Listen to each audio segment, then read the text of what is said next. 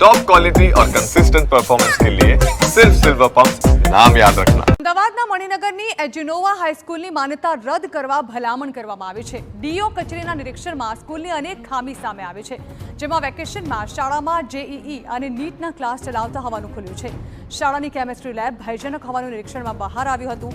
શાળાએ મંજૂરી વખતે દર્શાવેલું મેદાન પાછળથી બદલી નાખ્યું હોવાનો પણ ખુલાસો થયો છે। હાલમાં જે મેદાન દર્શાવ્યું છે તે શાળા સાથે સંલગ્ન ન હોવાનું સામે આવ્યું છે।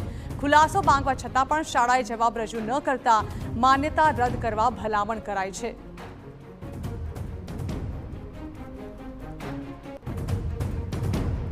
ભાડા કરાર 2020માં રદ થઈ ગયેલો છે, એટલે માલિકે જ્યારે ભાડા કરાર રદ કરી દીધો હોય અને ત્યારબાદ 2022માં કારોબારી સમિતિમાં પણ આ વાત છુપાવીને તેઓએ કારોબારી સમિતિ સમક્ષ આ વાત મૂકી જ નથી કે એમનો ભાડા કરાર રદ થયો છે અને બોર્ડે એમને મંજૂરી પણ આપી દીધી છે એ નવી જગ્યાના મેદાનની।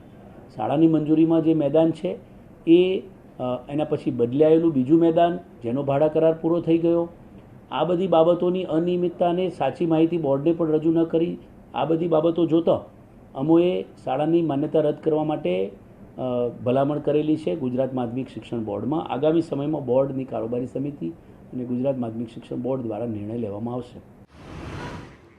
તો શિક્ષણ વિભાગના નિરીક્ષણમાં એજ્યુનોવા હાઈસ્કૂલમાં અનેક ખામીઓ સામે આવી હતી, જે અંગે ડીઓ કચેરીએ શાળાને નોટિસ આપી ખુલાસો માંગ્યો હતો, જે બાદ પણ શાળાએ પોતાનો કોઈ જવાબ ન આપતા આખરે ડીઓ કચેરીએ ઉચ્ચ કક્ષાએ શાળાની માન્યતા રદ કરવાની માંગ કરી છે।